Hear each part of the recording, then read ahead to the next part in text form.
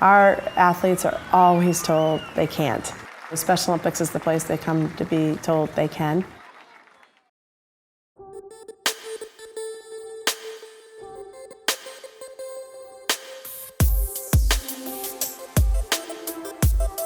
Welcome back to the final episode of the Special Olympics Massachusetts Winter Showcase. I'm Michael Kelly, and I cannot believe we're already at the end. And I'm Charles Hirsch. I know it feels like we just started 2 days ago. Oh, wait, we did. Well, it's been a fun ride, even if it was a quick ride.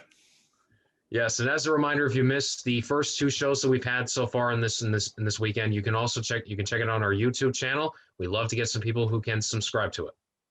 Definitely. And while you're there, like Mike said, make sure you get notified whenever we post new videos. You should totally subscribe to our YouTube channel. And you probably want to hit that little bell notification button too. And we'll get those things all sent out to you as soon as we make them. Mike, what will we be seeing this afternoon? That's a very good question you just gave there, Charles. But today we're going to have a very special treat. We'll be hearing from, again, our president and CEO of Special Olympics Massachusetts, Mary Beth McMahon. You may remember that she brought us the info on the 2021 Alpine Skiing Championship last night. But tonight she's going to introduce to us a brand new concept, local sports skills center that have become the hubs of all activities. Yes, indeed. The skills centers have been a great way for athletes who just want to or need to get back to playing sports. Or maybe they just need to be around some of their friends and teammates. But the cool part is, just like what Mike said, the centers have become hubs that can grow into so much more in the community. Yes, indeed, Charles. And before we jump into today's clips, we want to take this opportunity to thank once again our partners who have helped make this broadcast possible: the Planned Lifetime Assistant Network of Massachusetts and Rhode Island, the exclusive special needs trust partner of Special Olympics Massachusetts. We also want to thank the Arbella Insurance, Bank of America, the Boston Bruins Foundation, the New England Revolution, and 98.5, the Sports Hub. And once again, thank you so much to all of our partners. We couldn't do what we do without you. And we never want to forget our coaches, volunteers, family members, community leaders, volunteers who have made so many things possible. And above all, thanks to the athletes who have been getting after it all year in such a tough year. I think the light is at the end of the tunnel, and we've just been so inspired by everything you've been doing all year. So thank you so much to the athletes and everyone in our community.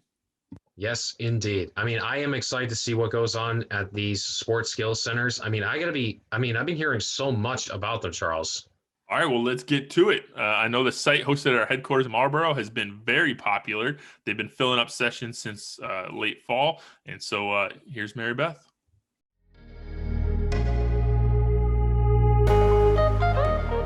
Good morning, everyone. It's Mary Beth McMahon, President and CEO of Special Olympics Massachusetts. I'm here on a Saturday morning at the Yawkey Sports Training Center for one of our sports hubs. It's a great time where athletes and families and volunteers can come together to experience inclusion, opening in the safest manner as possible, from everything from young athletes through to our skills program. And today we focus on hockey. Let's take a look.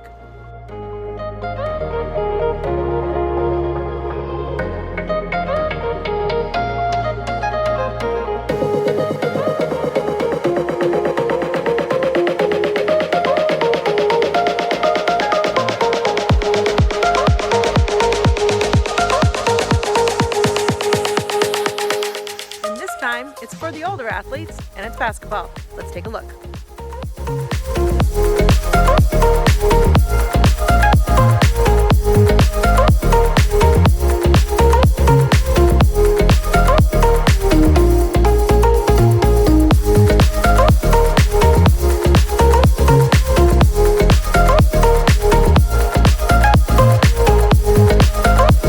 Special Olympics is here to make sure all athletes are getting back, active, and engaged.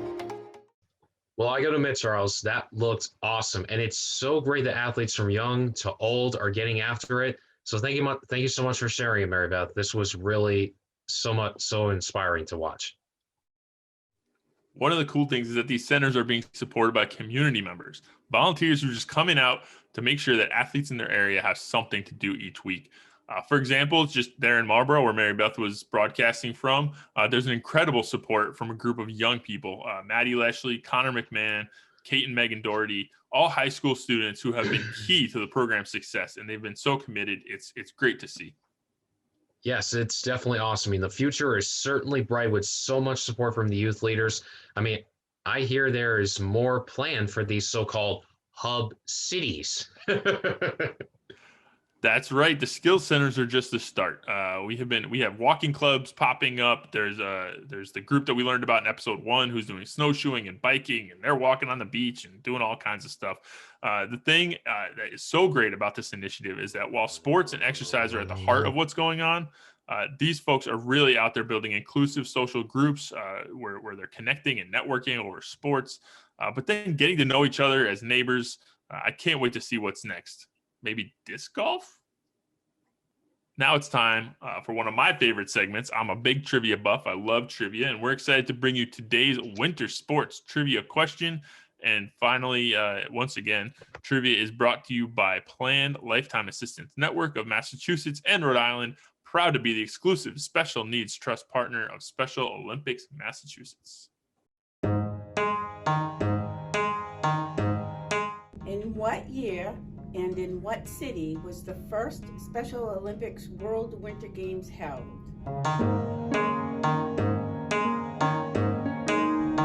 1968 in Chicago, Illinois, 1985 in Salt Lake City, Utah, 1980 in Nagano, Japan, or 1977 in Steamboat Springs, Colorado.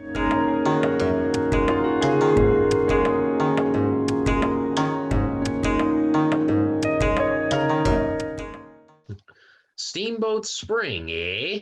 Pretty cool. I mean, I really had no idea. I did know that it was not in Chicago in 1968, which was where the first Special Olympics World Games was held at the legendary Soldier Field. I mean, that event what really had started it all, Charles. Don't you know what I mean?